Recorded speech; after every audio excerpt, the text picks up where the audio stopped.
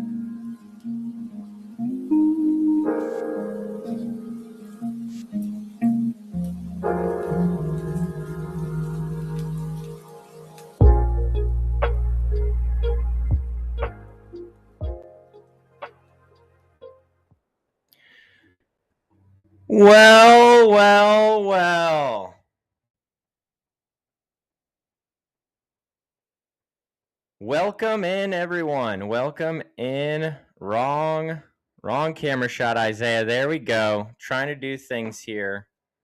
Welcome in, everyone. Welcome into episode 14 of Straight Talk. I am your host, Isaiah Ascher. So excited for you to be joining me tonight on Friday, January 23rd, 2026. In fact, it's actually one of our early founding listeners' birthday today. So I think he's 21, going on 65. Just give it up for S. Blom in the chat right now. Let's see some happy birthdays for him. I see he's tuning in right now. Happy birthday, Mr. Blom. So excited for you to be joining us and for always supporting us and joining the stream. Thanks for always being interactive in the chat and for always sharing the stream as well. Just want to wish you a happy birthday. Let's hear it for S. Blom in the chat. Well, we've got a wild show tonight. Crazy show. Actually, pretty casual show. Just joking. Had a lot going on this week with the video. As you guys all know, I think we're at about 30,000 views on the alleged fraud in St. Louis video on X. So pretty awesome. So thank you for everyone who's watched the videos, liked the video, shared the video. Very, very grateful. Very, very thankful for you who's done that. But right now, if you haven't seen the video, go to my X account right here. You can see x.com/Isaiah Ascher. I have the video pinned right now. It's about a 8-minute video breaking down some alleged fraud that we found here in St. Louis that's similar to the fraud we found in Minnesota, in Oregon, Ohio. They're finding in many, many states. We'll be breaking more of that down tonight as well. Big storm coming too. So hope everyone in the Midwest, I know I have gone shopping. Everyone bought all the toilet paper out, all the water, milk, everything's gone. So hope everyone's staying safe, staying warm. And before we move any further, be sure to like the stream, share this stream with someone, share it with a left-wing lunatic, share it with a right-wing retard, a free speech warrior, share it with someone. We want some folks to be able to hear what we've got to say from an America First perspective.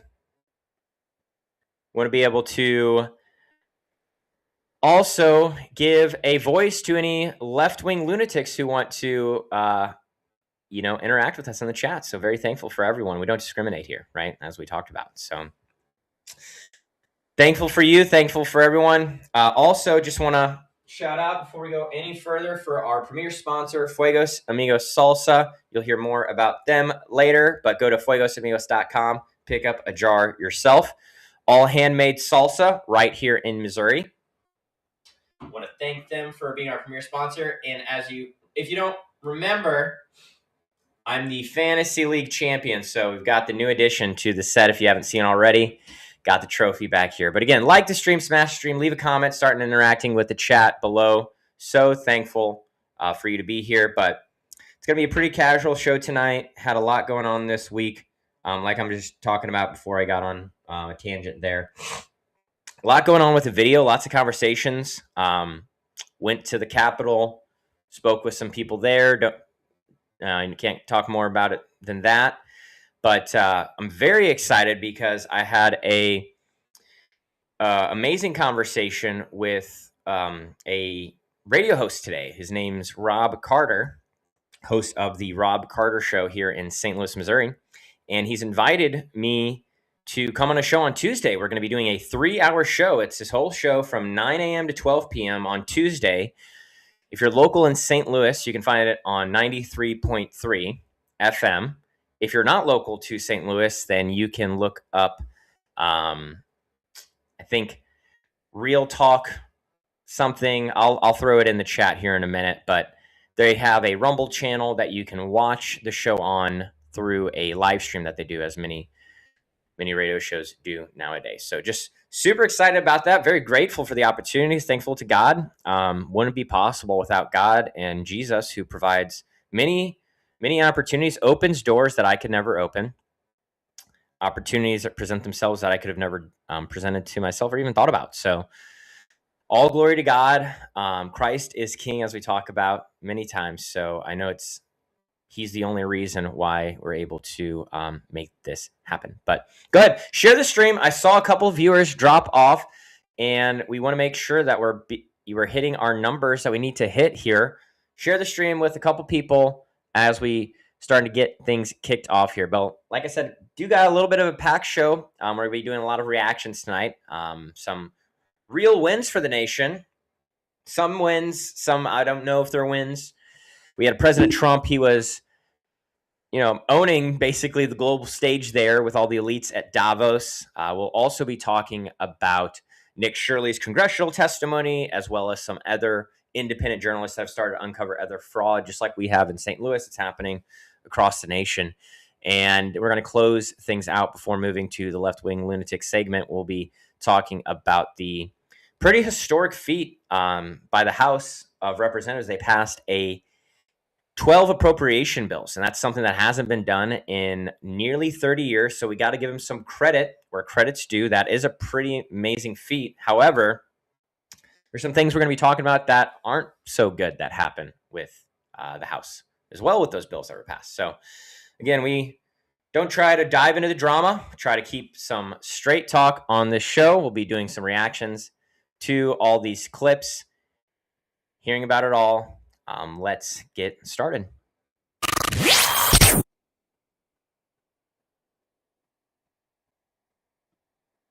Well, diving right in. First up, we've got President Trump storming back into Davos this week, making statements reminding those globalist elites who's really in charge in the world. He called out unfair NATO deals, pushed for strategic U.S. control of Greenland, and he unveiled his Board of Peace initiative, which he is the chairman of, all while touting America's economic boom and energy independence from the world. So this is Trump basically flipping the globalist script a little bit on the head. There's a lot of good things that happened. As critical as I am of President Trump sometimes, there's a lot of good things that happened at the World Economic Forum. Not all good things, but we'll talk about that. But calling out the globalist elites, I'm always a fan of that. And anytime you could put America First agenda at the forefront or even on the international map, right? I'm a fan of that. So talked about not footing the bill for everyone else. We're done with that. We're trying to have fair deals, but still trying to build up the United States' strength in this international arena, right? And we have that interesting plan that was rolled out that we'll take a look at here in a minute, but an interesting plan rolled out for the rebuilding of Gaza. We'll see what that plan looks like here in a moment, but it didn't give me the best feeling in my, I don't know. When I heard about the Board of Peace, right? And I thought, okay, here's another way we can start seeing peace come about in the international stage outside of NATO and outside of these, liberal kind of, I don't know, groups, I guess you could call them, right? So I was kind of excited about that, but then we'll look at here in a minute. Then they rolled out the plan for the rebuilding Gaza, and I'm kind of thinking now that this might have been, a plan all along. We've talked before about how we thought that October 7th in Israel was something that the Israeli government allowed to happen to keep power, right? And I think that the way Gaza was destroyed and, carpet bombed basically, I think that was, as we're going to see here with, and I'll let you be the judge, but you'll see this pretty outrageous, complex plan that they've come up for the rebuilding of Gaza. So now I'm thinking in the back of my head, is this some type of globalist cash grab, right? Where they're trying to build all these buildings, create all this need for funding to be pumped into Gaza to build stuff. I mean, wouldn't be surprised if we see a Trump hotel, right, on the beach there. Sorry, got that Trump hotel, if that made any noises, but the Trump hotel there on the beach there in Gaza. I wouldn't be surprised, right? But let's go ahead and take a look at some clips here. I know Nick's got some stuff we're pulling up, but let's just do some reactions here. We got some clips from the World Economic Forum. He's got Trump pulled up here right now. So let's see what he has to say. But homes are built for people, not for corporations, and America will not become a nation of renters. We're not going to do that. That's why I have signed an executive order banning large institutional investors from buying single-family homes. It's just not fair to the public. They're not able to buy a house. And I'm calling on Congress to pass that ban.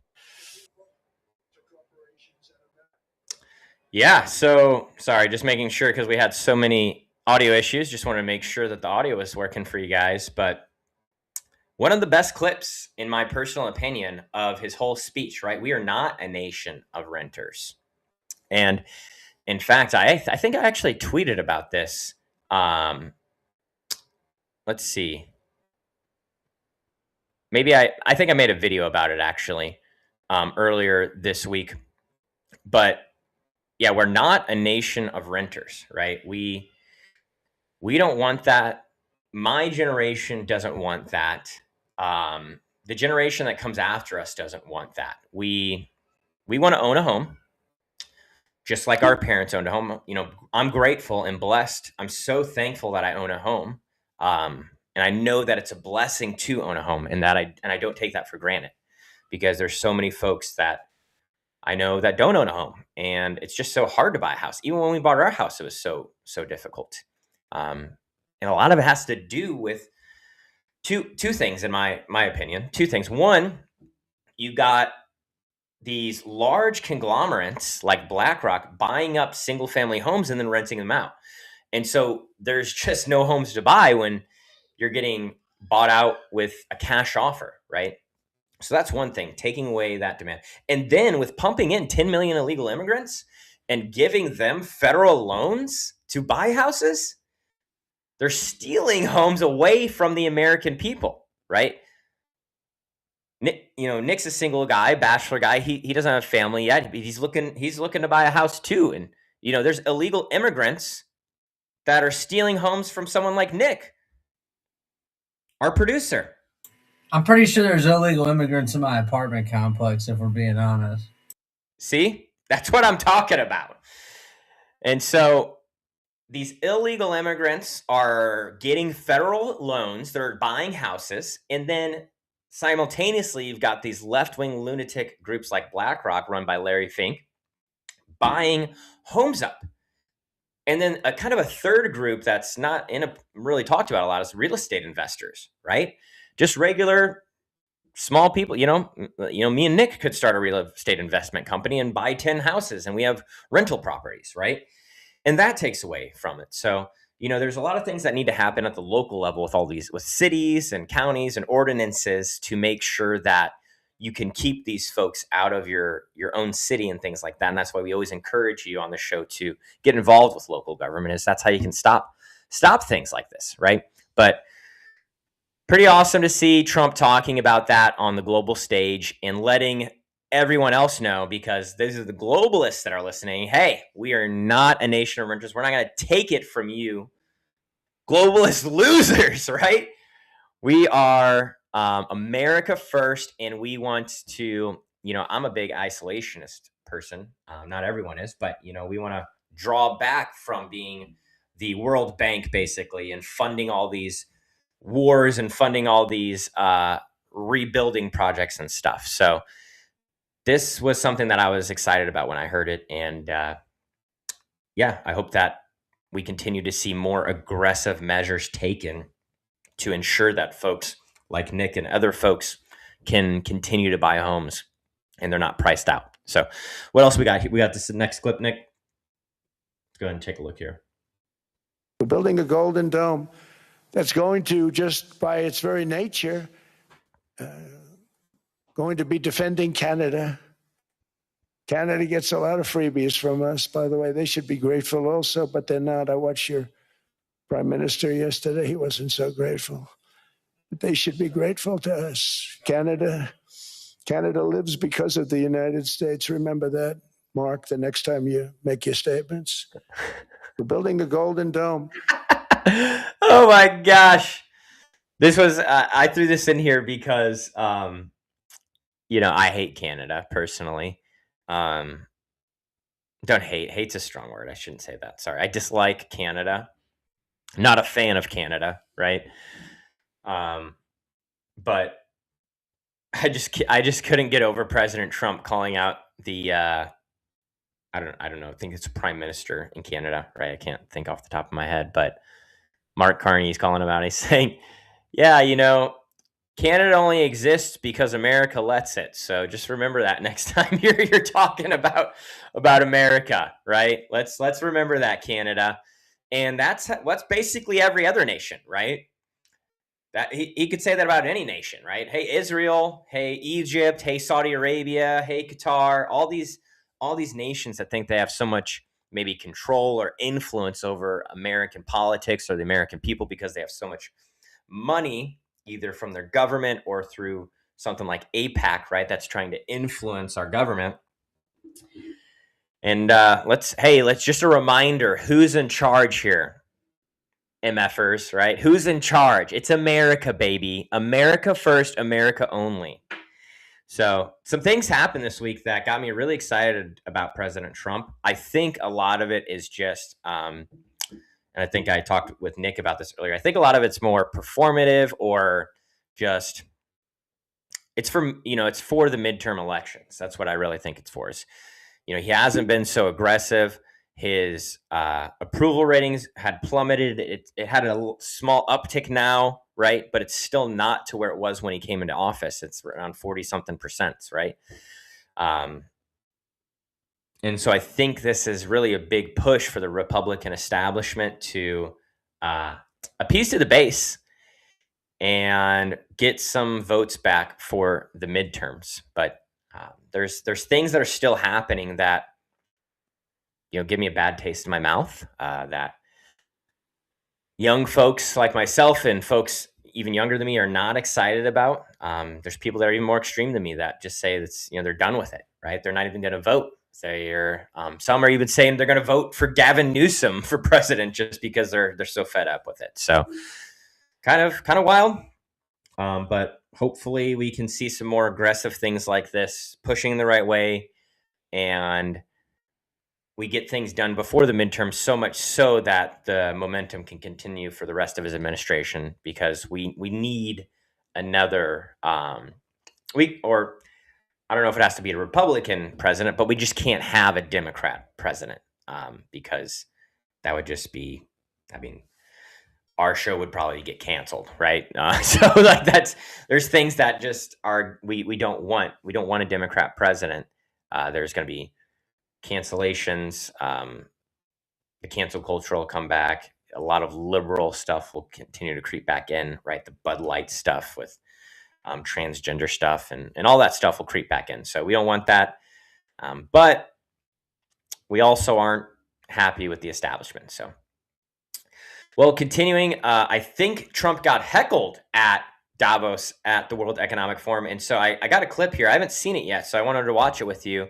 I think this clip is talking about the guy who is heckling President Trump at Davos. So let's take a look at this. We did have prime seats. We were sitting there behind Marco Rubio, Al Gore. For the sake of my friends who were saying to Fiona this morning, please make sure he heckles. You did a bit of heckling. I've tried. Yeah, when he said Somalis, it's, what did he say? Somehow it's even higher than their IQ, lower than their IQ. At which point you said, boo. I booed. And people talk, and then occasionally you were like, no, it's not.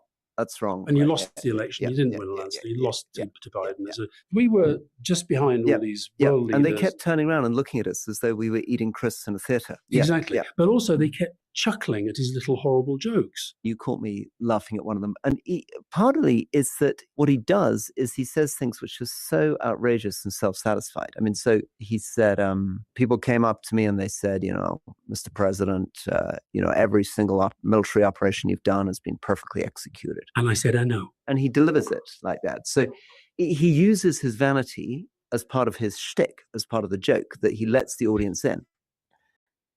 Oh, man. Man, how about these liberals, Nick?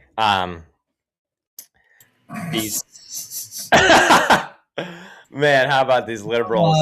You asked me, that's funny. Yeah, how about them, right? How about them? Now, how about them liberals, dude? How about them liberals, do you? One time for my liberal homies.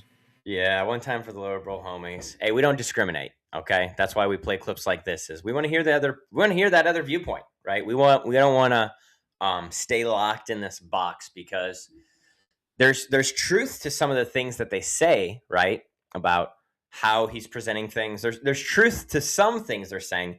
It's just the reason they're saying it, right? The motivation of them saying it is to really nitpick at President Trump and to try to vilify him, try to make him seem like a racist, right? They even talked about the Somali thing and the IQ thing, and he's like, boo, right? But hey, man,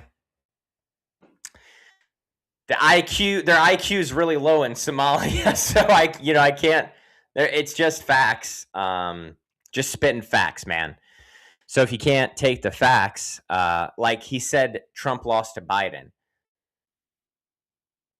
I don't know. We'll find out, but a lot of us don't think that's true, right? So, and that's coming out right now, right? There's all kinds of other things that are happening. I still think we got to be careful about what we say about that stuff because we get taken off YouTube and stuff like that. We're streaming on YouTube right now, but yeah, things are coming out. Court cases are happening, as we know. We even saw this week. Did you see, Nick, the clip of the J6 hearing where there was the Capitol police officer, the guy who said he saw all that stuff and he testified in Congress to the he was there, and there was another guy, and I guess they have beef, right? This guy Ivan and this guy, this Capitol police officer, because what came out is that the Capitol police officer lied, and then he was the guy that the left-wing regime basically used to sentence all the J6ers, right? And so they just get into this heated, he's challenging him. This guy's holding his phone, recording everything, and he's pretty calm. This is one of the J6ers that got locked up. He's asking questions to this guy because it's a break in the hearing. And the Capitol police officer, Nick, he couldn't even control his emotions. He's getting held back by people freaking out, ah. And just like a left-wing lunatic at an ICE protest, right? Can't handle the truth. And pretty crazy stuff that's been happening this week. And so, we'll see. These guys talking trash on Trump's pretty funny. I'm sure he loved the heckling. He loves it. Just like when he was at that, you remember when he was at the auto plant and they're like, boo. And he's like, F you, and flips him the bird as he's walking past. That was probably the most epic, most based thing you could do as a president. Just mogging them hard, dude. Super, super funny. Super, super funny. Well, I see we got some new viewers. See people joining in Kick. We just started streaming on Kick, so thanks for joining us. If you're just joining us on Rumble, be sure to share the stream, like the stream below, leave a comment, start getting involved in the live chat. If you're watching on X, I see we got a lot of viewers over on X right now. Hop on over to Rumble so we can see the live chat. We don't have the live chat in right now for X. It doesn't work really well. So hop on over to Rumble. The link is on my profile. I posted a link there. Come engage in the chat. And again, share this with a friend. Let's get some more people in here. I want to get some conversation going. I want to hear what you guys think about all this. So, well, that is Davos, right? Just wanted to give a quick high level overview there. Last thing I want to talk about is the Gaza rebuild. So, in the Board of Peace. So, where did I put that? Let's see here. Here we go. Okay. It's in the left-wing lunatics document, Nick. If you go down to the headline clips, the Gaza plan at WEF. So there's just a couple things I wanted to do the Gaza plan, and then I wanted to laugh at that Alex Soros clip. So we'll take a look at that too. So he's just pulling this up right now, and just to kind of set this up. So if you didn't know, they started this Board of Peace that Trump is the chairman of, and about 20 different nations joined.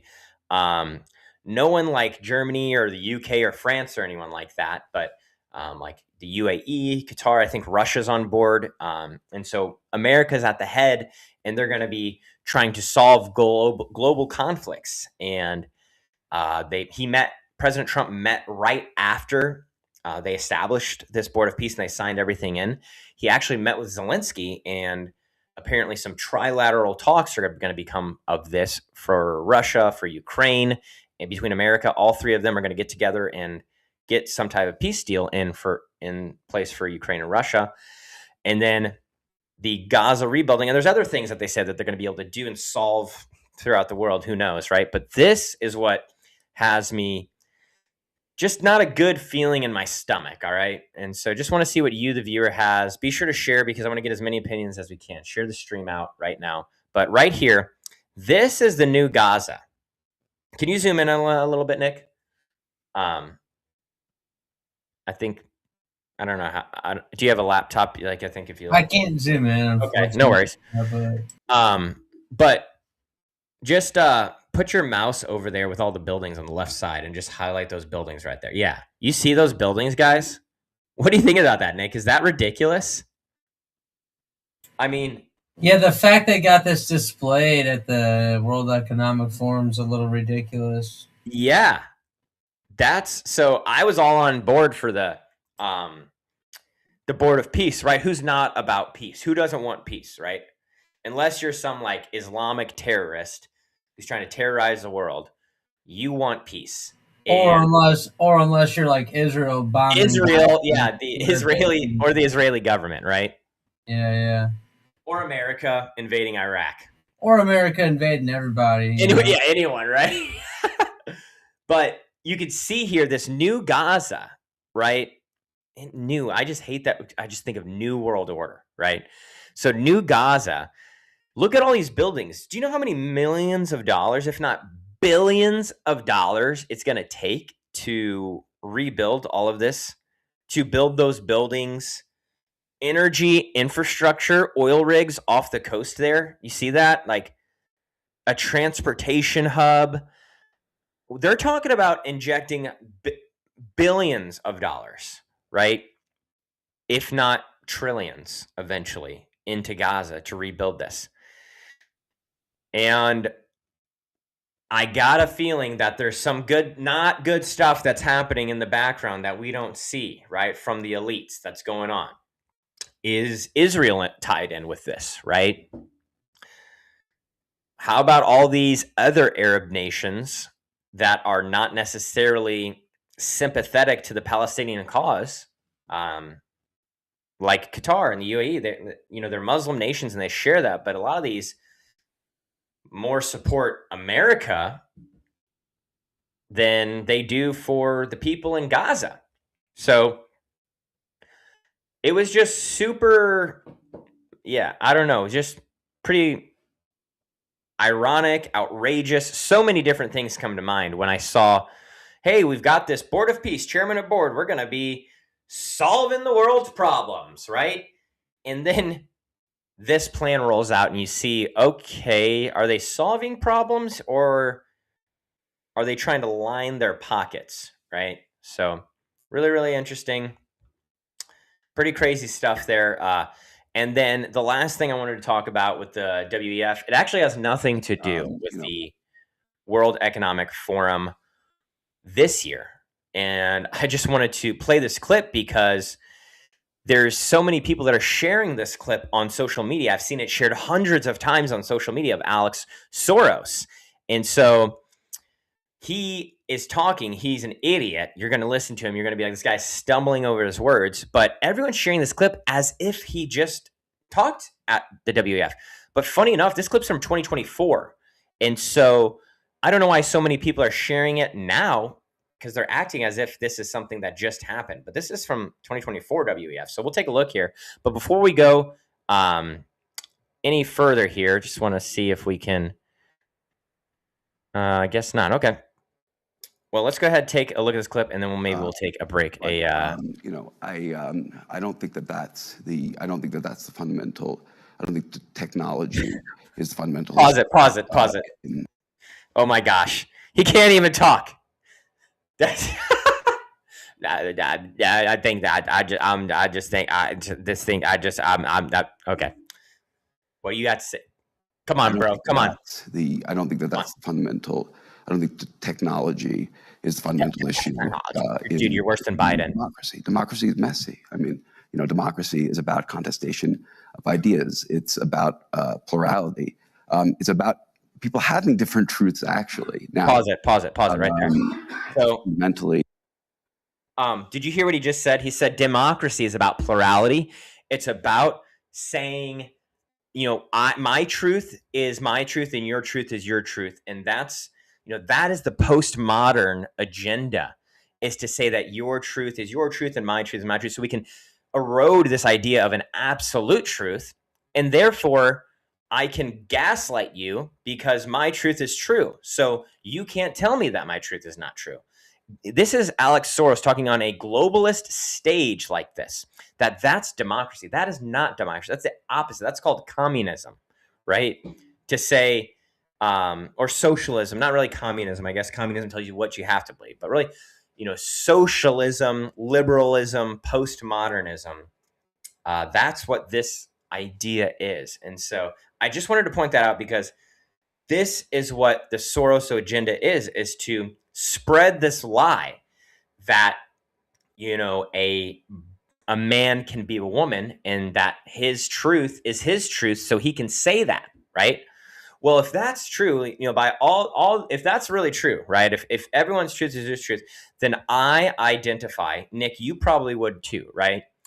Tell me if you wouldn't, but if my truth is my truth, I might start identifying on all my applications as a gay, black, trans, Jewish person when I apply now, because that's my truth, right?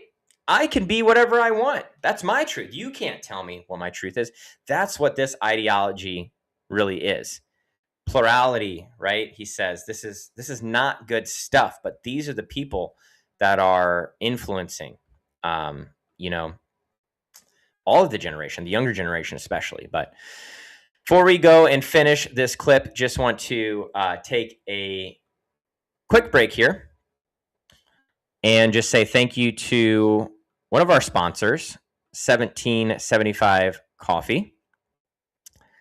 Pull this up here if we can, if it works. There we go. Still haven't tried 1775 Coffee? Now's your shot. The 1775 starter kit just dropped only 1,000 units. You're getting the bold dark roast that hits hard, the smooth medium roast, and the Vitality mushroom coffee for clean energy and laser focus, no crash. All single origin and small batch, toxin free and mold free. Plus, you're also getting a gold spoon clip because freedom isn't scooped with plastic. And then you'll also get a frother strong enough to stir up your coffee and your mother-in-law's opinions even. In a black 1775 tumbler. This is $170 worth of coffee and gear. Yours for just $99. This is for the ones who have been watching 1775 coffee blow up all over Rumble. And if you're wondering if it's actually worth it, the spoiler alert is that it is. Totally worth it. So you can go to 1775coffee.com/studio and grab your starter kit before they're gone. Bold beans, clean fuel, and a morning routine that stands for something just like Rumble does. Thank you to 1775 Coffee for that. We're just talking about the postmodern agenda that these globalist elites have at WEF. Looking at Alex Soros, we're reacting to him right now. Just what an idiot. What an idiot. Stumbling over his words, talking as he's worse than Biden, worse than Kamala, right? Talking about her school buses. So we'll take a look here. But just want to remind you, if you're just joining in, see we got a lot of people just joining in, smash that like button down below on the stream, wherever you're watching. Share this out with someone, and let's see it in the chat. I see we got a few viewers in Kick. Want to see you in the chat there. Want to see you guys. I see the chat blowing up on Rumble. Thanks to everyone. I see we got viewers on X and YouTube across all these platforms. Thanks so much. Head over to Rumble if you want to get involved in the live chat right now. You can go to rumble.com/user/Straight Talk Isaiah, or you can go to Rumble and search Straight Talk Isaiah. Find us there. Let's go ahead and finish this clip here of Alex Soros that we got pulled up while he stumbles over his words. How society lives together civically in those contestations is obviously quite tricky. But I think that if we play too much on this disinformation card, we're taking responsibility away from ourselves to actually create a narrative that inspires people to vote and to believe, in democracy and democratic institutions. And on the institutional part, I think that we can talk about institutions as these abstract things, but institutions are also about people. How many times did he say institution there? About 6 times, right? These institutions are just institutions of institutions, right? This is Kamala Harris right here. All right, keep going. Sorry, just had to point that out. It's driving me crazy. And we just heard this point about untrustworthy people, and we talked about things in the United States like checks and balances, which aren't written anywhere but are customs. Gosh. And one man, what an idiot, Donald Trump, literally came in and just took that all away. Checks and balances are in the Constitution. But when I see this, when I look at this, more globally regarding democracy, I also regarding great time that everybody got along so well, and things were going so great. I mean, I think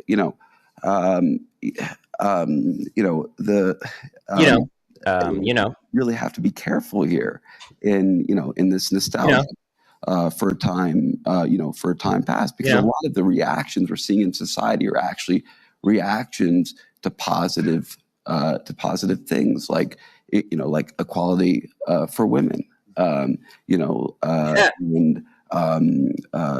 greater diversity, which come with backlash. Jeez, dude. Now we understand why his dad didn't let him talk for so long. Seriously, what an idiot. I mean, dude, you're like a multi-billionaire. You can't take some speech classes. There's people that help you on this. There's people that coach you on this. Hit me up, Alex Soros, if you need help. Happy to charge you $1,000 an hour and help you out. Yeah, dude's a nerd for sure. Dude's a straight up geek, dude. Dweeb is what we would call him, right? Straight up dweeb. Just thought it was pretty funny that, again, a couple things are funny. One, he's just stumbling over his words the entire time. Just spewing this liberal nonsense. And then 2, I just thought it was funny that there's so many, right-wing folks like me on X that were just sharing this clip. And I just thought it was funny because I think they all think that it was from this forum that just happened, but it was from 2024. Just came back to the surface. So super funny clip. Moving on to the next segment of the show, we saw Nick Shirley. If you guys remember Nick Shirley, his video on the fraud in Minnesota. If you haven't seen it yet, you've been living under a rock, obviously. But his story's blown up nationwide. Most viewed video on X of all time. 140-something million views. So, 23-year-old independent journalist, Nick Shirley. I put that video out on Somali fraud in Minnesota. He is just testified this week in Congress, dropping a bomb on them, testifying about his investigations into ghost daycares and transportation scams in Minnesota that he had his friend David helping him out with. Uncovered that they raked in over $110 million with an M. $110 million in federal funds were raked in by these businesses that they uncovered. And of course, Governor Tim Walz didn't take any action. They're saying that he knew about this fraud the whole time. Many people knew about it, just like in California. And thanks to Nick Shirley, the government has frozen over $185 million that were supposed to be going out. But this is how the fraudulent money was going out, was through these funds. And so thank God the government ceased sending those funds out. And that just proves, if you're watching this, that proves that one citizen, really 2 citizens, himself and David, right? Just these citizens. It just took them having guts, not being afraid to go and ask questions, take a camera, accost some people sometimes, right? But that shows you what the power of the citizen has. I love James O'Keefe, for example. We won't be watching any clips from James O'Keefe today, but James O'Keefe is a great example of exposing fraud as just a citizen journalist. He trains hundreds of citizen journalists himself. So, he proved that type of citizen journalism can force accountability from the government and stop taxpayer funds just being bled out and just being lit on fire, basically, is what I like to say. And so this is true America first ideologies in action. We don't have any more fraud, waste, and abuse. We're trying to stop that. So let's take a look. I think Nick has got some clips pulled up from his testimony in Congress here. It looks like this one's just like Nick's post about it first. Oh, okay, this is a reaction. Okay, let's take it. Let's read this. I got to move the live chat here. I got to turn it off for a second so I can read it. That's right. I did want to read. This is Nick's reaction coming out of the testimony. Yesterday, I testified in front of Congress, and only 2 Democrat congressmen showed up to the hearing. Not one question was directed towards me from the Democrats about the fraud. Weird. I wonder why, LOL. If congressmen don't show up to their hearings, they aren't representing their constituents. Where the flip are they, or what the F are we paying them for, huh? So this was Nick's reaction to his congressional testimony, where no Democrats come in to ask him questions about what's going on with this fraud. Because if you know anything about what politicians want to do, the whole name of the game is that if something is true and it's gaining traction, what we want to do is we don't talk about it. We're just going to be silent and let's let it blow over, right? That's risk management PR 101. So I feel like that's what they're doing here, is by not bringing in Democrat legislators, folks to question Nick Shirley, they're just trying to cover up what's actually going on in Minnesota, right? They're saying, hey, Tim, buddy, how about you step down from the governor's race? Maybe that'll save us some face and we don't have to do anything else, right? So they have Tim Walz stepping down as governor, but, America's fed up. That's not enough. Yeah, hundreds of millions, if not billions of dollars of fraud taking place. And it's because of either illegal immigrants or naturalized citizens who, that's a whole, we could do a whole show on the naturalized citizenship, right? But it's basically an illegal immigrant who's become a citizen. And so that's where this fraud is all taking place, is from folks like this. And so it looks like Nick's got a clip pulled up from Nick Shirley's testimony. Is that right, Nick? Is that what we got here? Yes, sir. Yes, sir. Okay, let's take a look at what we go to a daycare, and I'm instantly surprised by what we see. We arrived, and it was an industrialized building, and there was 2 daycares registered at that daycare, at that building. And the first thing I noticed is all the windows are blacked out, and there's no footprints in the snow of any children. There's no playgrounds or anything that would make it look like it's a child care. But above me, a sign read, open 7 a.m. to 10 p.m. But there was nobody there. The doorbell did not even work. And then we continued to go to other daycares, and we noticed the same pattern. No children, blacked out windows, and one daycare, a learning center, spelled Quality Learning Center instead of Quality Learning Center. They had received $1.9 million, yet with that $1.9 million, they could not even spell Leering right on their sign. We go to a daycare, and I'm instantly surprised. Wow. The Quality Leering Center, the infamous Quality Leering Center, right? This is essentially the same type of situation that we found ourselves in when we were filming our video, right? We found Peaceful Home Healthcare. This home healthcare agency identified that something looks fishy, found no website, Facebook page was just created this year.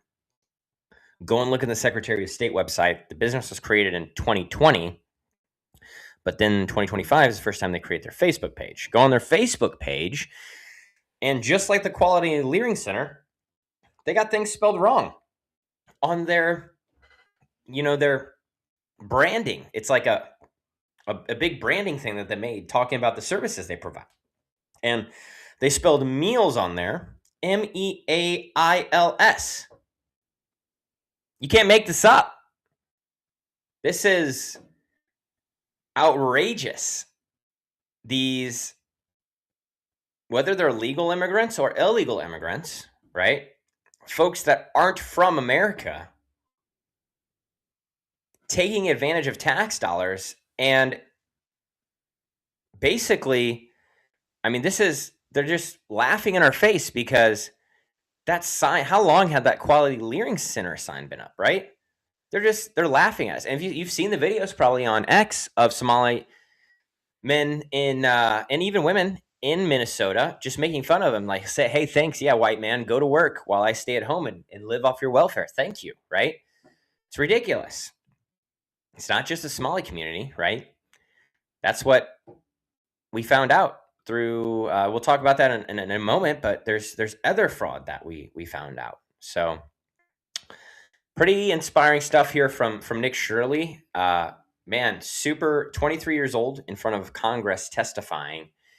If I find myself in front of Congress testifying at 23-year-old, I don't know if I'd be as composed as he was. Pretty outstanding. Pretty outstanding composure. He's able to give all the facts, lay everything out for them. So super, super awesome to see the recognition that he's getting, all from putting out a video on social media, folks. That's all you got to do. Speaking of which, let's go ahead and spotlight some more citizen journalists that are on the hunt for fraud, like we were talking about.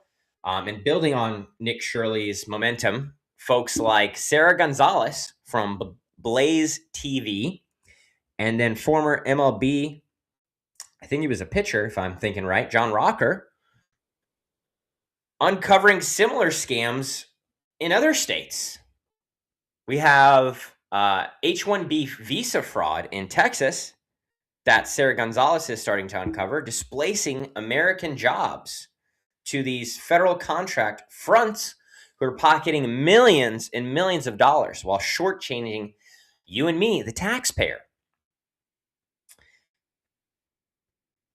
These exposés, they've already led to about $250 million, $250 million in suspended contracts and DOJ investigations that are underway. It's a nationwide web of shell companies that they're uncovering that are abusing the system. And these, citizen journalists, these watchdogs, right, tearing it apart.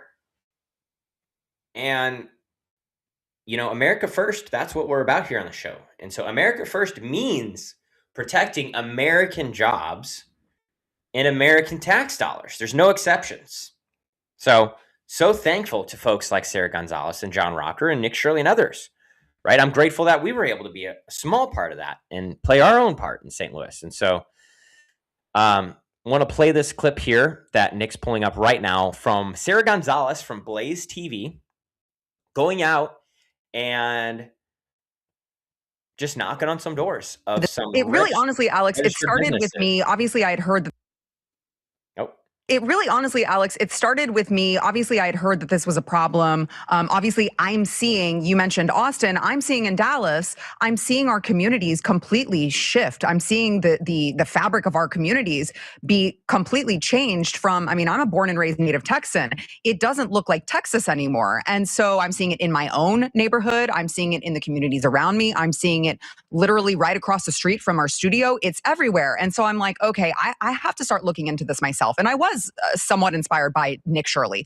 And so I start looking into this, and all the information is public. It is public on purpose, intentionally, so that this type of fraud doesn't happen. But Americans have been asleep at the wheel for so long, nobody's thought to look into it. So I start looking on some of these data aggregators that list all of these H-1B applications. So these are businesses that are applying for an H-1B job. And I'm looking through the job postings, and I'm like, why is Dallas Independent School District asking for 36 pages of H-1B visas for elementary school teachers, for middle school math teachers? Why is that a thing that's happening for bilingual elementary school teachers? And then it dawned on me, oh, hold on. The H-1Bs are coming into this country. They're bringing their families. And then we need more H-1Bs to come into this country to teach their children how to learn English. It's a total scam.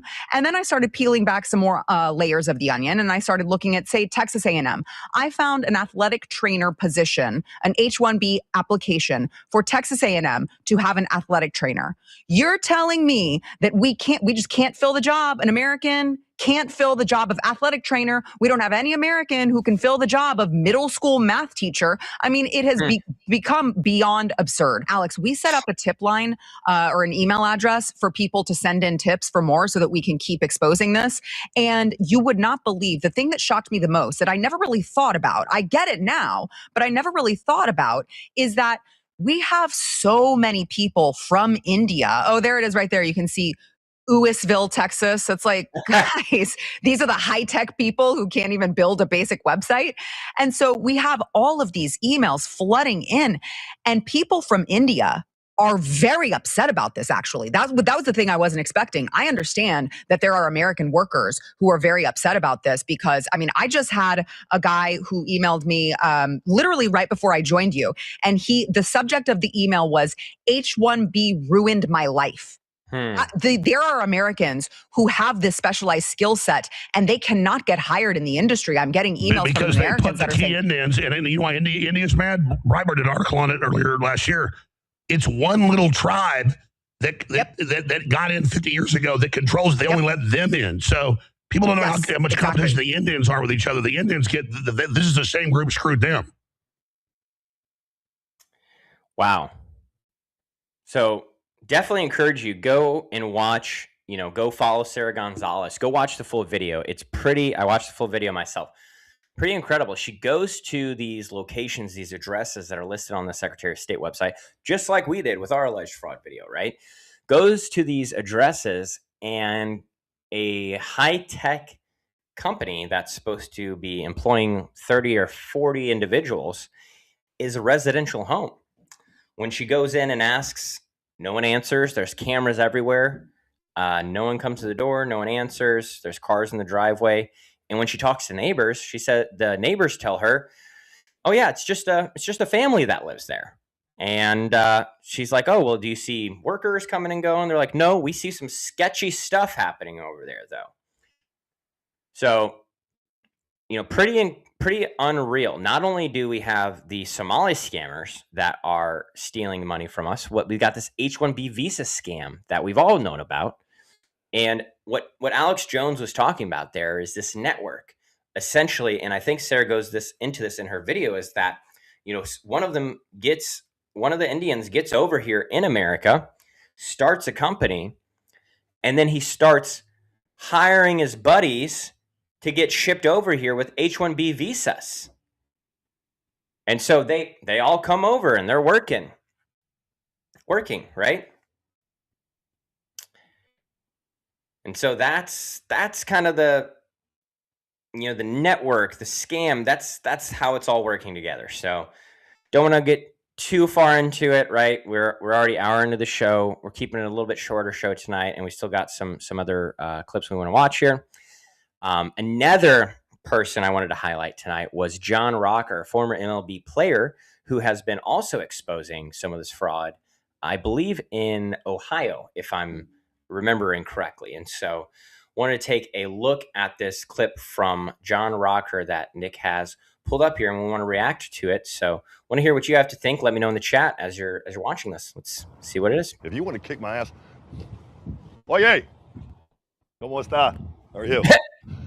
Fucking door's welded shut. Normal. I love this guy. Fire hazard. Weld your doors shut? Seriously. That's wild. That's a welded fucking edge right there. So was that one right over there. Weld your doors shut. I'm pretty sure the fire department will not approve of that. That's a code violation. This door's rigged to blow. I don't know. I'm touching that. I think I'm touching that thing. Maybe rigged to fucking explode. On these fucking. It's just strange. I'm touching that shit. He said it's a rig to explode. Break that lock. That thing's not stuck.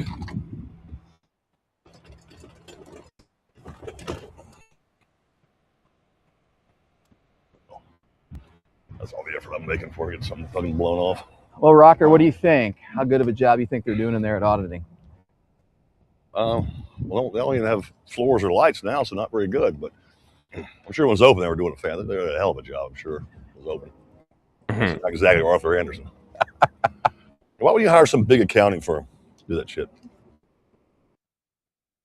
Jeez. That was the main clip that I pulled up because I just thought it was so funny with the I got one more clip of him. Hold on. Okay, cool. Yeah, the welded doors were just, I died laughing, and I think I was laughing even when he's talking about it. He's like, that's code violation for sure. Oh, I have any idea what the fuck you're talking about. You have no fucking like, you know what? I have any idea what the fuck you're talking about. No clue what you're talking about. Fuck your mom, no bitch. Clue. No clue.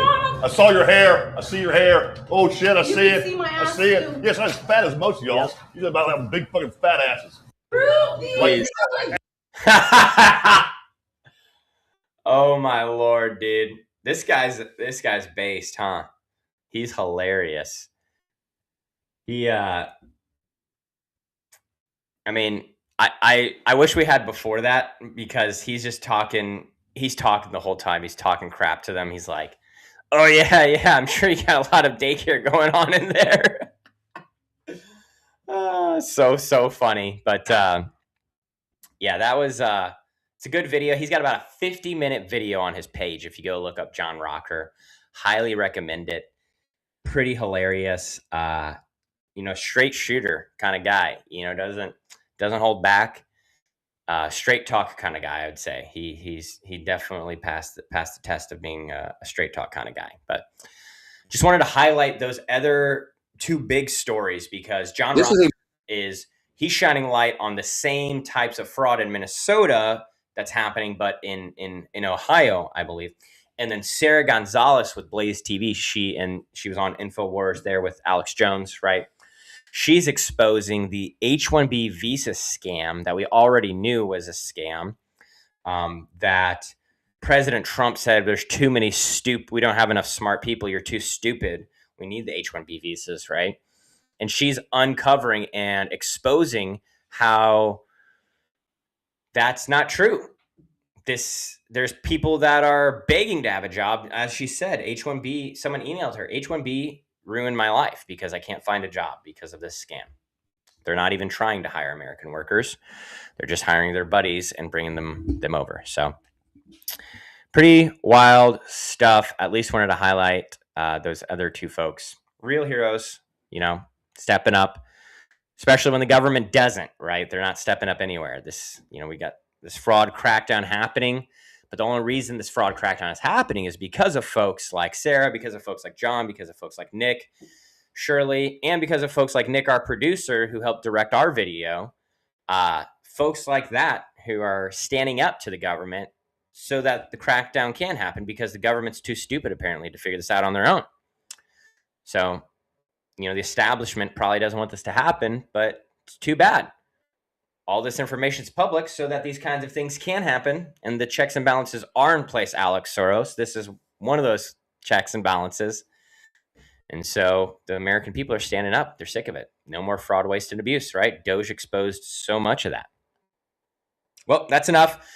Shifting gears here, the last headline we're talking about today before we watch our left-wing lunatic clips is the House of Representatives passing 12 appropriation bills for the fiscal year 2026. It's a historic feat, right?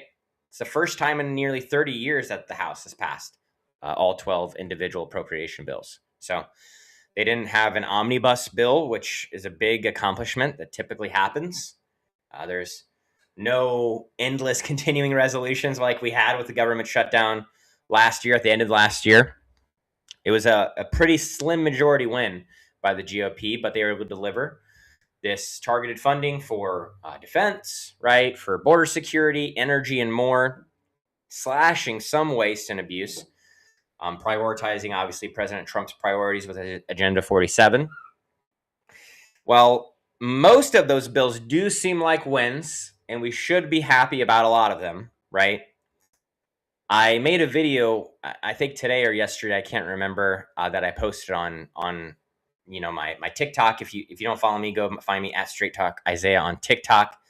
Follow me there. I posted a little video about the HR 7148 because that's just something that we'll be looking at it here in a second, a little bit deeper. But that was something that Representative Thomas Massey highlighted that would apparently allow gender affirming care and a kill switch for your vehicle. So we'll talk a little bit more about that in a second. But before we do, just want to show you the GOP establishment. This is Speaker Mike Johnson. This is their reaction to passing the 12 bills, which, again, I say, it's an incredible feat. Applause to them, hats off, whatever you want to say, right? Definitely an incredible feat to get all these. This hasn't happened in almost 30 years. But once we kind of dive into that resolution, that House resolution, that bill that I'm talking about, I think you're going to be not as happy as they are here. So let's check out how happy these guys are about all this stuff passing. This is a monumental achievement, and I think everyone in this room understands what has just been done here. This isn't just a news conference. I would call it a celebration of sorts. Despite the noise, despite our slim margins, despite the fact that most members in the House have never gone through a regular member-driven appropriations process before, this team got it done. They stood together, and they did the hard work, and they got it done. The House has now passed all 12 appropriations bills, and the Senate will soon do the same, and the President is going to sign them into law. What a concept, gentlemen. I want to say this again for emphasis, and I don't want anybody to miss the significance of this. The House has passed 12 appropriations bills, and soon they'll become law. Now, many people in this room said that can never be done before. We had lots of naysayers, but we worked right through that. It really is a remarkable thing. With the passage of this package of bills today, Republicans will have finally replaced the last of any Biden-era spending levels with Trump-era spending levels and policies. We've spent less. We've saved more taxpayer dollars. We've codified efforts to remove waste and fraud and abuse.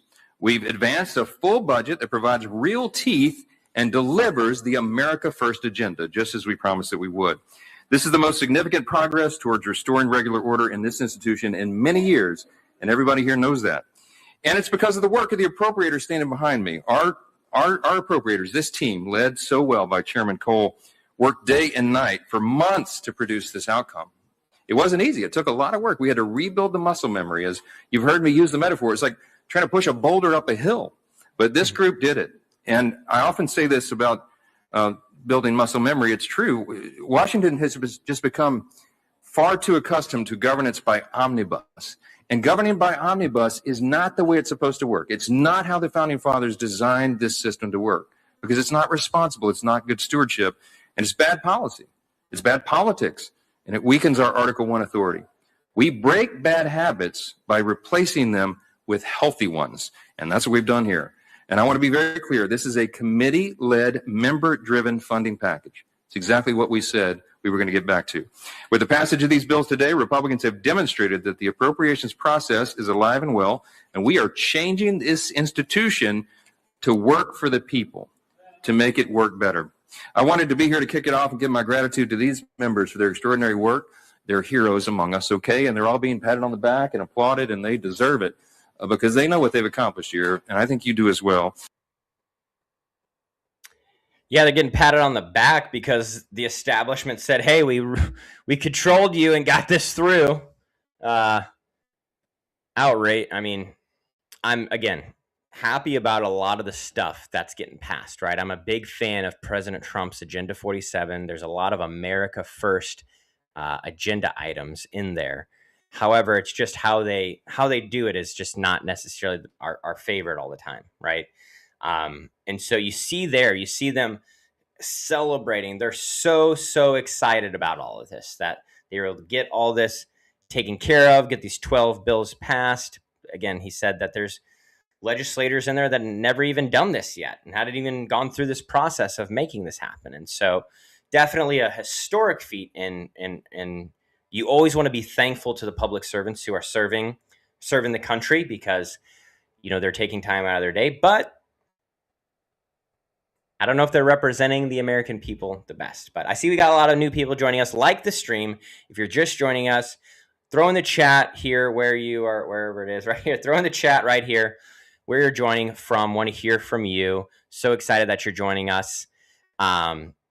Share the video. If you can, throw a super chat to support the stream. 100% of your proceeds from any super chats or donations goes right back into the show. Better gear. Me and Nick are trying to go to DC. We've already gone to the Capitol. That cost us money. We're trying to get all kinds of different stuff and upgrades. So be sure to support us by throwing a super chat. We also created a PayPal. If you go to my X, there's a PayPal link there. You can contribute to the show. I want to thank you. Again, like the stream, share the stream with someone right now. That is the celebration that they were doing of the bills being passed. But I have this post from Keith Self that I wanted to pull up and just read to you. I think Nick's got it pulled up right here. Yeah, so 76 House Republicans joined every single House Democrat in support of earmarks for abortion, gender procedures on children, DEI activism, and partisan pet projects. With Republicans like these, who needs Democrats, right? With this House Resolution 7148, they now have allowed funding to continue to health centers. It's not funding directly the gender affirming care, but it's going to fund health centers and doctors that do gender affirming care. So it's like one step back, but it's still funding the gender affirming care. So that way they can say they're not funding gender affirming care, but they are funding the doctors who do the gender affirming care. It's pretty ridiculous, if you ask me. Before we get into anything further, just want to say, if you've probably noticed that Rumble is growing fast and that it's not slowing down. They're building a real alternative to big tech that puts creators first and actually protects free speech. Now we have Rumble Premium that's rolled out, an easy way to upgrade your experience. With Premium, you get ad-free viewing, no more ads, across all the videos on the platform. No pre-rolls, no interruptions, just the content that you came for. Plus, we have premium members unlock exclusive content like bonus videos, behind the scenes drops, and tons more from your favorite creators like me. Right now, Rumble is offering $10 off an annual subscription. Just go to rumble.com/premium and use the promo code STUDIO at checkout. That's rumble.com/premium, promo code STUDIO. No ads, more freedom, and content you actually care about. That's the deal. Thanks to Rumble Premium for their little sponsorship of the show. Appreciate that. Well, we're just talking, if you're just joining us, we are talking about the House Resolution 7148, all these 12 House resolutions that passed, right? And we have Representative Keith Self who said that, again, 76 House Republicans joined every single House Democrat in support of earmarks for abortions, which isn't that what the establishment is supposed to, right to life, right? That's what the GOP stands for, is the right to life. And yet they're voting for bills that are funding abortions. This is why folks like myself, folks that are my age, younger folks, not just older folks too, but we are sick of the establishment GOP being liberalized. I'm sick of being told, when I was younger, growing up, we're walking on eggshells because of all this liberalization of the GOP. We're sick of it, right?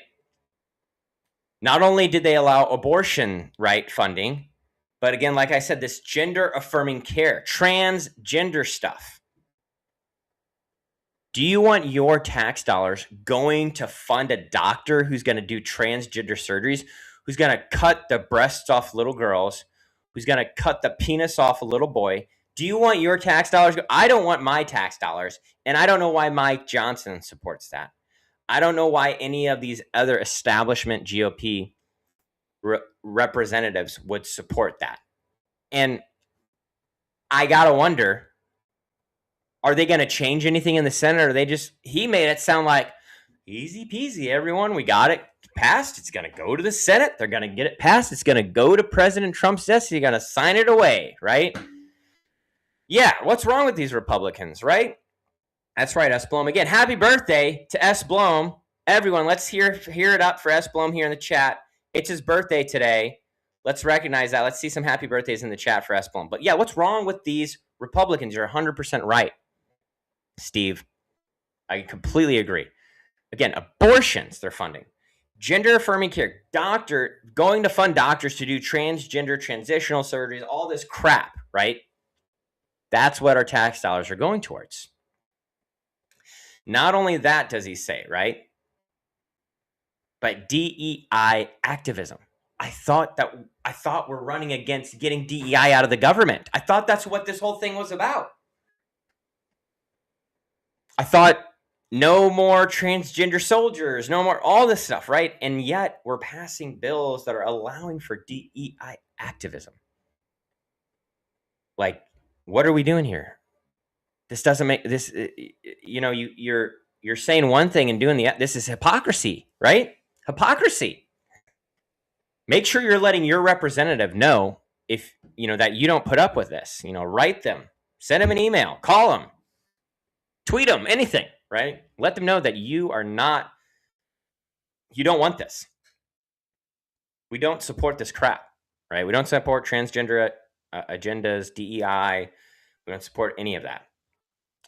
And then something that's not overtly directly in the bill. I was actually talking to someone about this in the media about how Thomas Massey made it sound like it's directly in the bill, but it's not directly in the bill. It's just that there were some things that were passed in 2021 around kill switches for vehicles for impaired drivers, something around like that. This is all coming off the top of the dome. Something in 2021 they passed, and that allowed for like kill switches to be controlled, but they're saying they're not remotely controlled, but we can't really trust what the government says. Not remotely controlled, but there's kill switches in the vehicles for drunk drivers and things like that. So Representative Thomas Massey called it out because he said that the way these bills are written, this funding, the government can start implementing kill switches in our vehicles without us knowing. Just like they put the flock cameras up everywhere without us knowing, right? They can put they're going to start putting these kill switches in our vehicles. And just like Edward Snowden, he helped us all uncover that the NSA is watching us everywhere, anywhere. They're watching right now. Hell, I'm sure I got my own NSA agent assigned to my show, right? They're watching us. Now they're going to be able to control us. They're watching us everywhere with these flock cameras. It's a surveillance state that they're creating. It's ridiculous.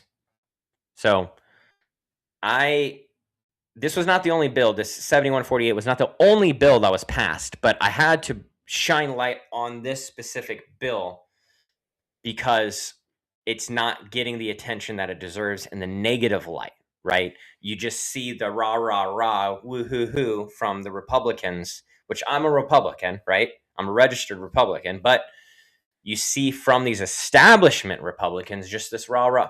Let's do the Trump dance, right? They're like, yeah, man, we're so excited, everyone. We're funding DEI. Woohoo! It's just ridiculous. Ridiculous, if you ask me. Well, that is, wrapping up the headlines there. Again, it is a historic thing that happened. They passed this first time in about 30 years that this happened. It's going to the Senate, so hopefully they make some changes in the Senate before it gets to the president's desk. And if they don't make the changes, hopefully President Trump vetoes it, because we don't want this crap in these bills, right?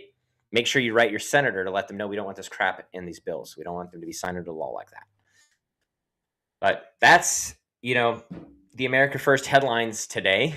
And we are going to go into everyone's favorite segment.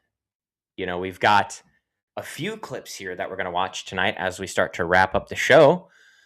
But everyone's favorite part of the show is the left-wing lunatics. So without any further ado, let's get into the segment. They're shouting loud but making no sound, chasing their tails round and round. Oh, the chaos never quits. Left-wing lunatics, they're flipping, they're tripping, they're losing it quick. Left-wing lunatics, the world's a certain pushing through the quick trip. Oh yeah, left-wing lunatics, baby. Love that song. Love that song. Thank you, AI, for making that song for me.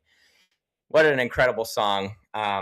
Do you guys like the song? You fans of the song? Let me know in the chat.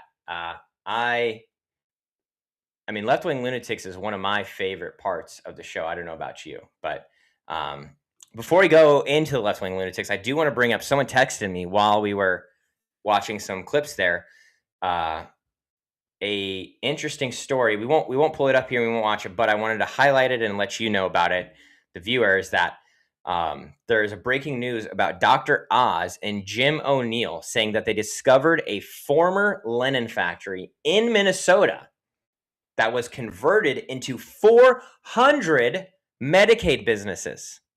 Oh my gosh.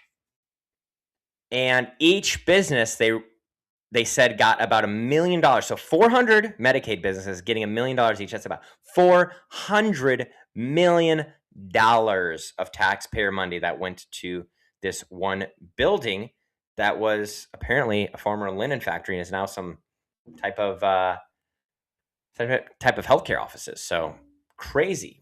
Go check that out for yourself. But super, super wild stuff. We got the left-wing lunatics, though, everyone's favorite part of the show. I thought this would be a great way to kick off the show because this just happened today, I think.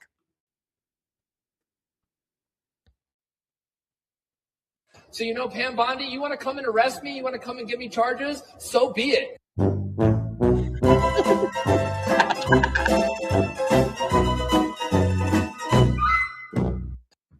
So good. Let's watch it one more time. So, Pam Bondi, you want to come and arrest me? You want to come and give me charges? So be it.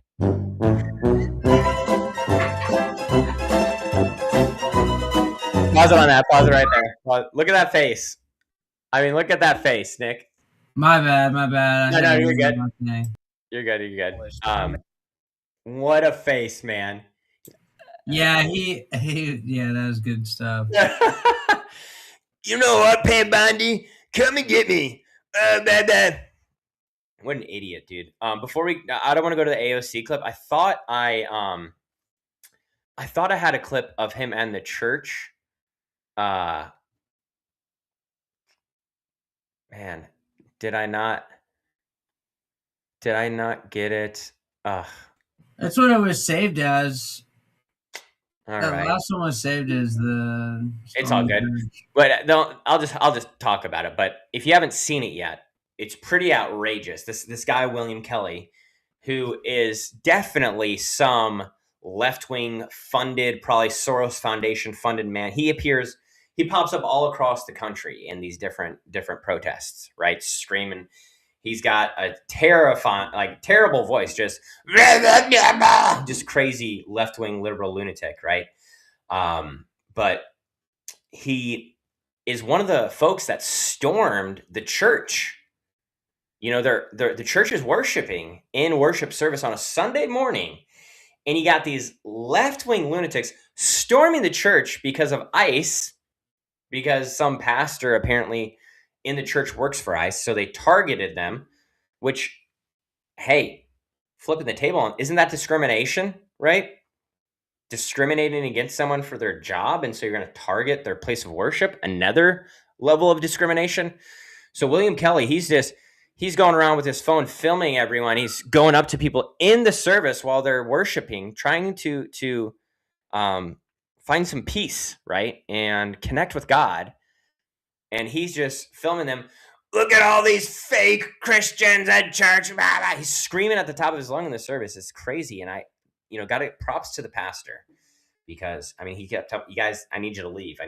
He's telling Don Lemon to leave. Don Lemon lied and said that he didn't ask him to leave. And when it's on film, on his own stream, the pastor asked him to leave, right? And arrests are starting to happen, like William Kelly and other folks that led the charge, but Don Lemon hasn't been arrested yet. So we are calling for the arrest of Don Lemon. It's being blocked by liberal judges, apparently. They are blocking his arrest warrant. So hopefully they can, we got to figure something out, President Trump. We got to go around it. I don't know, martial law or something, but you got to bring down the hammer hard to really show that this is what America First is about. We're not tolerating this kind of harassment in a place of worship, right? They're trying to say that the church is a public place. No, it's a private nonprofit organization. You can't go, I don't know, what's another, Habitat for Humanity, right? You can't just storm into their office and expect not to be arrested or escorted out or anything like that if you're doing that, right? That's like an idiotic thing to think. Low IQ thinking right there. And the next clip we're going to go into is AOC. We love AOC, this left-wing lunatic, completely retarded, right? To use the R word. Tim Waltz's favorite word, right? We're going to check out the clip. Before we check out that clip, we're going to do our last commercial little here for Fuegos Amigos. Wanted to at least give them some recognition here. FuegosAmigos.com. Don't have a graphic for them, but I have the new jar. They just dropped larger jars. Nick, do you remember the size of these jars? These are 12-ounce jars instead of 10-ounce jars. Is that correct? 12 instead of 8. 12 instead of 8 now. So these are 12-ounce jars, but for the same price, right? $10 a jar. They were $10 a jar at 8 ounces, and now he's still $10 a jar at 12 ounces. And at Fuegos Amigos, we believe that our great salsas are more than just a taste. They are a way to nourish our bodies, our community, and our future. Our vision goes beyond creating bold, vibrant flavors. We've committed to supporting health, wellness, and connection within the communities that we serve.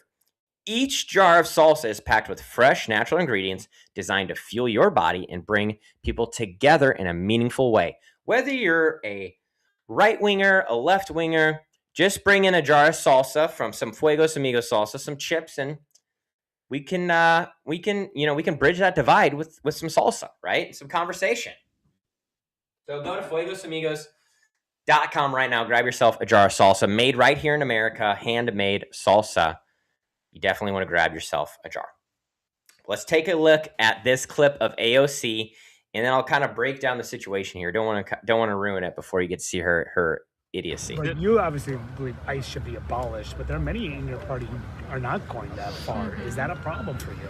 I think any step in the direction of reining in and cutting the funding of an agency that is attacking U.S. citizens, that are kidnapping 5-year-olds, that are using them as bait to open doors, and that are privately circulating that they can violate everyday Americans' constitutional rights by busting into their doors, they deserve to be defunded. I'll take any step in that direction. Are you But you obviously believe ICE.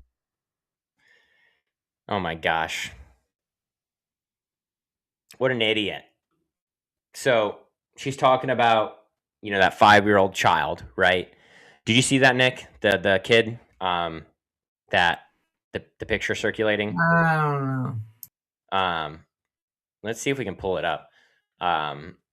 Search on X there and see like ICE kid arrest or something like that. And it's like an ICE agent holding a kid in his backpack.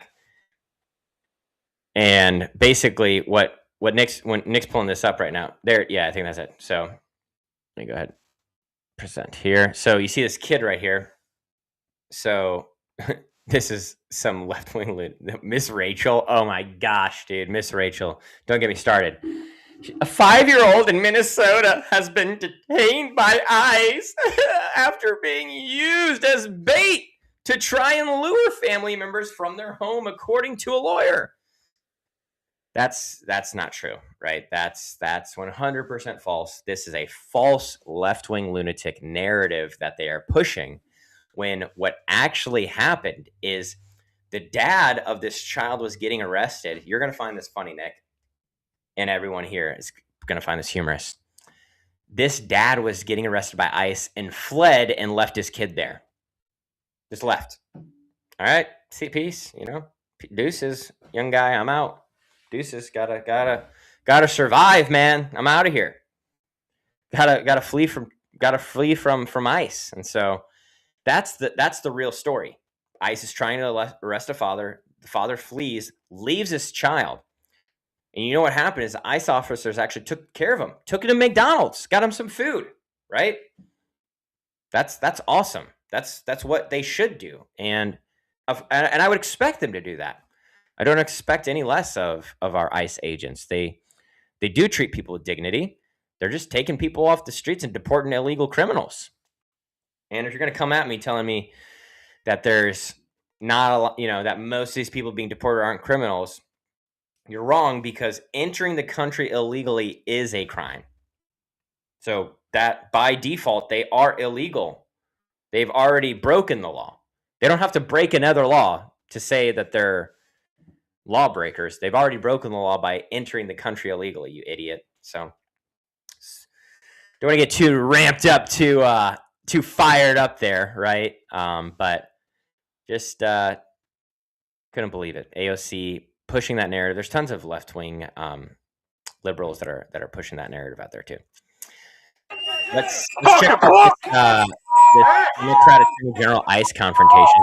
Coming up right now, Nick. Oh, pause it. Yeah, go ahead and restart that. Fucking punk!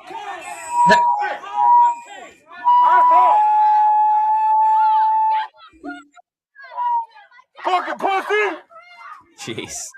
Back up, Chloe. Back up. Chloe, back up.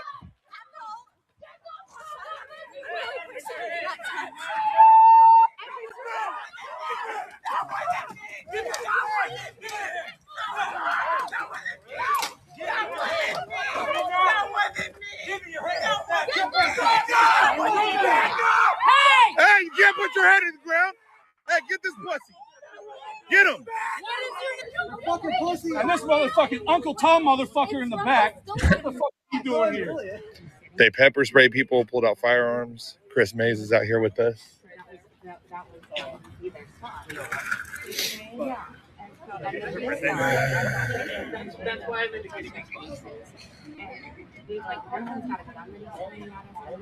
Be safe out there, bro.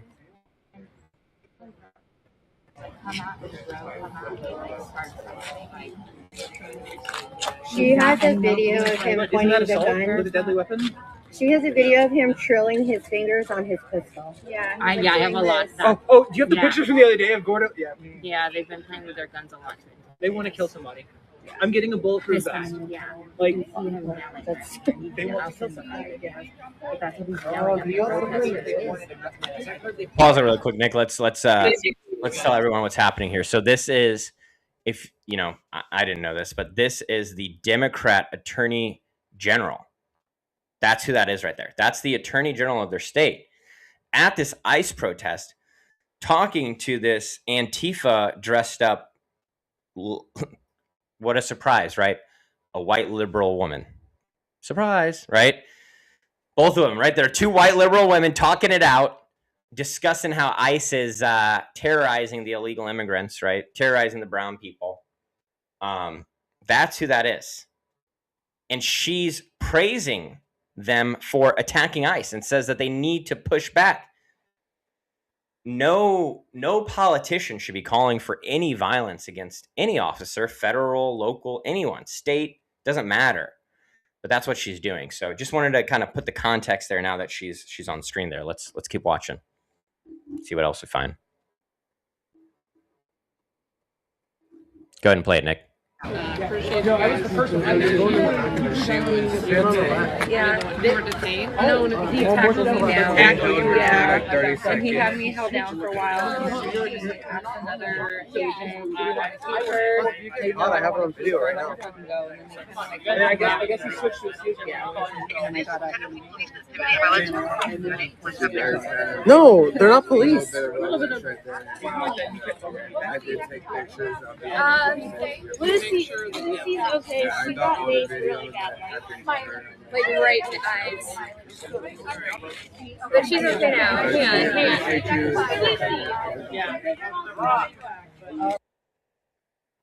My gosh. Is that lady that she was just comforting, is that the same lady that at the beginning of the video, she's like getting tackled to the ground? Like, are you kidding me, dude? This Attorney General coming in and praising violence, praising these left-wing lunatics, saying, oh, it's okay. Let me pat you on the shoulder. I'm so sorry that ICE attacked you and threw you to the ground, even though you assaulted them. Conveniently leaves that part out, that they assaulted the officers and that's why they're thrown to the ground or pepper sprayed or any of these things, right? It's the Renee Good story all over again, right? She, whatever you think about it, if you're going to try to drive towards any police officer, you're an idiot. That's not, I would never do that. First of all, that's not something I'm like, oh man, I think I'll be safe if I drive at a police officer. No, I would expect that they would shoot me and kill me. Same thing here, right? These left-wing lunatics are attacking ICE agents and then crying about it. That it's too hard. They're being so mean to me. And then you got these Democrat politicians just feeding into it. So ridiculous. Wanted to wrap up we won't play all the clips, Nick, but the last one I want to play is the banana and rice. So let's watch that bananas and rice clip, and then we'll do our faith in the fire and get the show wrapped up here. So let's check this out. I am proud. I am proud to say that I've survived ICE. I'm proud to say that I stood up for what is right. And many people are saying, including my family and friends, that I will go down in history. And I will carry this on my shoulders. Here I am, speaking in front of everyone, and there's cameras recording me. Hi, everyone who's watching me right now. I'm Somali. I'm proud to be Somali. To me, being Somali isn't just eating bananas with rice. It's a lot. It's like it's an interesting thing. It's very hard to describe what it means to be Somali and what it means to be American, but it's like a cultural fusion. It's kind of like the bananas and rice. You know, people don't really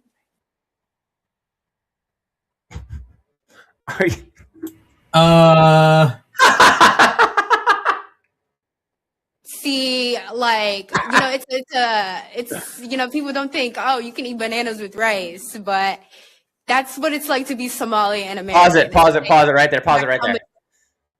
Okay, we just gotta break this down, right? Because I'm just like, I can't believe people listen to this and they're like, oh man, this lady's like so smart, right? She started off, she said, being Somali is not just bananas with rice, right? And then she just said right there, didn't she just say, Nick, she said, being Somali is eating bananas with rice. You started off. I mean, hold on. Am I just not getting something? Do these fucking people eat bananas with rice? Yeah, that's what she's talking about. She's like, all right, being Somalian is not just eating bananas and rice because it must be some staple dish for them, right? And what does it mean? It means sounds disgusting. Oh yeah, it sounds horrendous, right? That's probably what Jacob Fry was eating when he was like, chewing for like 12 minutes. You remember that video, Nick, of him eating the Somalian food?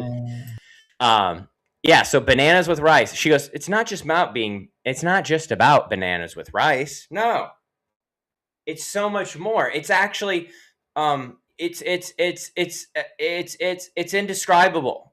You're an idiot. You didn't even you said nothing. You said nothing of substance. You started with saying being Somalian is not just bananas and rice. And then you just ended. You didn't say anything of substance. You ended it saying being Somali is eating bananas with rice. No, you know, probably not the highest IQ person here, I got to guess. But just you got to think when you're talking, right? All right, let's watch the rest of this clip. Combination of banana and rice, but you're gonna get what I mean. Your bananas and rice again. I'm Somali. Hold on, we're just gonna run it proud back. To be Somali. Run it back. To me, being Somali isn't just eating bananas with rice. It's a lot. It's like it's an interesting thing. It's very hard to describe what it means to be Somali and what it means to be American, but it's very hard. One thing, dude. How much fucking bananas and rice is the guy eating behind her? I mean, look at that guy's fucking neck, man. Dude, no neck is where I like it, dude. Yeah. That's no neck. All right, let's get back to the that guy looks like Kim Jong-un, dude. Let's get a little ticker going on how many bananas and rice she got. Oh, I already got 2 so far. 2 bananas and rice. Let's go. It's like a cultural fusion. It's kind of like the bananas and rice. You know, people don't really see, like, you know, it's you know, people don't think, oh, you can eat bananas with rice, but that's what it's like to be Somali and American. It's like that combination of banana and rice, but you're gonna get what I mean. So what I'm trying to say is people might be confused by me being Somali, but then when they hear my voice, they say, this girl is very American. There's something American about her. So like my family says, you're so American. You're so American. There's something American about you. But then when other people see me, they're like, there's something Somali about you. You're really Somali, you know? So that's what it's like. You know, people always that's what it's like, you know, assume what you are, but they know you're both. So they cannot separate the two. They just want to say, oh, you're this, you're that. But that's what it is. It's to be both. So, yeah. So I got kidnapped by ICE. Yeah, so bananas and rice. You know what rhymes with bananas and rice is ice. It just sums it up. So yeah, hold on. Listen to how she just sums it up. She says all that, and this is how it ends. So, so I got kidnapped by ICE. Yeah, so. What? Yeah, Nick, that's what this whole thing's about, is her getting kidnapped by ICE, if you didn't know. Well, then what is she talking about all this bananas? That's what I'm saying, dude. That's why I picked this clip, because first, 5, but how long is this clip, Nick? I can't see. 2 minutes. 2 minutes. She said bananas and rice 5 times. What an idiot. She didn't even say one time what it means to be Somali. She just said what it means to be Somali is people say that you are so Somali, but then my family says you're so American. There's something American about you. And my friend says you're so Somali, there's something Somali about you. What? Okay, so what's Somali about you? What is it? Can you elaborate? Tell us a little bit more. Are you just afraid that it means to be a pirate? Is that what you're afraid to say? I mean, I guess it means bananas and rice, Nick. That's what it means to be Somali. Bananas and rice. Got to try it, I guess. You see bananas and rice right here. Gotta get some bananas and rice shirts made. Maybe we should. Might need to do a bananas and rice tasting on the show, right? Yeah, you won't. So funny. Oh my gosh. Oh wait, one more clip we gotta let the people see, Nick, is the last one. Loser threatens ICE. Can we play that one clip, and then we'll start wrapping the show up?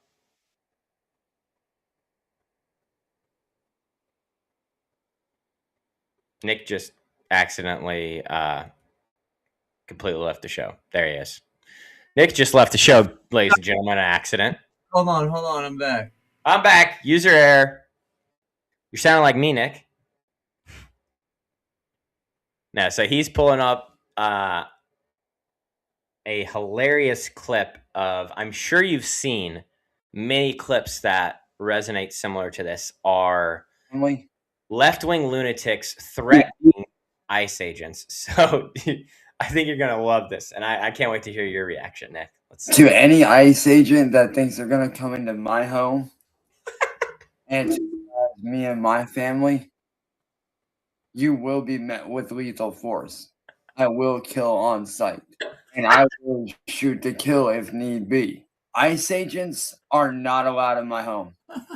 If you come home to terrorize my family, I will see you as a threat, and I will kill you.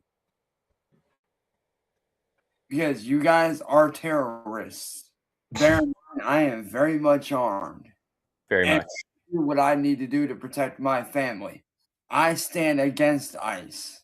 Any ICE agents that show up to my home to terrorize my family will be dealt with immediately. Immediately, Nick. Put this guy into I don't know. Get him into a rehab. It's ASAP. ASAP, dude. What's up with the no neck, dude? What's up with this no neck thing? It's been the guy from the last clip just got his neck. Yeah, seriously. I mean, dude, if anyone in ICE comes in my house, you gonna be dealt with. I'm gonna suit you. You hear me? I'm gonna suit you. I'm really armed. Okay, I got 2 arms actually. 1, 2, count them. Oh my gosh. So the best part about this whole thing, Nick and viewers, this guy attacked someone with a baseball bat and he got arrested. So this guy's just got arrested recently. Pretty funny. Hey, they came. You didn't do anything, man. You said you're talking all big, you're gonna shoot some police officers. Well, they came and arrested your ass, dude. Sorry for cussing, but they came and arrested you and took you to jail. Sorry, bud. No hard feelings. Probably not a good idea to threaten ICE agents. Not a good idea to threaten federal agents, right? Just throwing that out there, bud. Don't do that in the future. Probably not. Doesn't look like you can really afford to do that either. So just throwing that out there too. doesn't look like you're living a high lifestyle of meaning or substance. So find something new, sir. You're going to find something new. I guess you're in jail now. So hopefully you get some, like Nick said, hopefully you get some rehabilitation, some mental help, something like that. Maybe you're on drugs or something, doing fentanyl. Maybe you need some help there. But Left-Wing Lunatics, great segment. Always everyone's favorite segment is to do the Left-Wing Lunatics. But before we wrap up and go to Faith in the Fire, just want to let you know some breaking news that has coming out right before the show is the airspace in Israel. Nick, if you could pull that up, that's new breaking news. The airspace in Israel seems to be getting shut down right now as we're speaking. So you can see in this chart that Nick's pulling up here, the flights are, if you can highlight Israel right there, it's to the right of the actual name. Yeah, so go to the right there. Yeah, so it's that strip right there of land right there. That's Israel. You can see there's flights kind of going Egypt, but over Egypt right there, but they're not even crossing all the way into Egypt. We've got flights diverting all around Israel there. And then, did I put the Pentagon pizza tracker in there too? No, okay. I'll just mention it. But if you look up, there's a Pentagon pizza tracker X account too. And they have just released about an hour, maybe an hour and a half ago, that the pizza deliveries around the Pentagon are up. And that's typically an indicator that something is about to happen. So it seems that there might be something on with Iran, Israel, an invasion potentially. Not exactly sure, but amidst all this, you also have the Department of Defense coming out today admitting to directed energy weapons. So I don't know if that has to play a part in this or what, but airspace getting shut down in Israel as we speak, flights stopping, and the pizza deliveries around the Pentagon are up. So not sure what's happening tonight. Last time something like this happened was in Venezuela with Maduro when they captured Nicolas Maduro. So either something's in the works or some type of operation is about to happen. So very interested to wake up in the morning and see if anything has happened. But been a great show. Thank you for everyone who's joining us so far. Like this stream, share the stream with someone, because this is the most important part of the show that we're getting into right now. This is Faith in the Fire, right? We are in the fire right now. We are in the fight for Christianity. We're in the fight for American nationalism, for the America First agenda. We're in the fight together. And we have to hold fast and hold true to our faith during this fight while you're in the midst of the fire, right? I chose Faith in the Fire thinking about the story of Shadrach, Meshach, and Abednego, right? They're in captivity, in Babylonian captivity, I think, or Assyrian captivity. I can't think of off the top of my head, but they're in captivity, right? And the nation of Israel is in captivity. They're told to bow down to this man. They don't do it. They say, no, we only worship God alone, Yahweh, right? And so then they're thrown into the furnace. They turn the furnace up 10 times hotter. They throw them in the furnace, but they don't die. The men that throw them in the furnace die. They burn up, but these men are in the furnace and they're not burning up.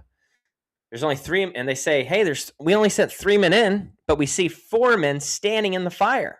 And that's where I came up with the Faith in the Fire. Is we're in the fire right now, and we can rely on Christ, our King. Christ is King. We can rely on Christ, our King, to be in that fire with us. And so today in Faith in the Fire, we're going to be taking a look at Matthew 5. We're going to be looking at verses 13 through 16. I'll be reading and just breaking down a little bit here in the Bible. So if you have a Bible, turn with me to Matthew 5, verses 13 through 16. Look it up, Bible app, online. It says, this is the ESV version that I'm reading here. It's, you are the salt of the earth, but if the salt has lost its taste, how should saltiness be restored? It is no longer good for anything except to be thrown out and trampled under people's feet. You are the light of the world. A city set on a hill cannot be hidden, nor do people light a lamp and put it under a basket. Rather, they put it on a stand, and then it gives light to all in the house. And in the same way, just in the same way, when I'm saying that, it's referring back to just as that light's shining in the house, right?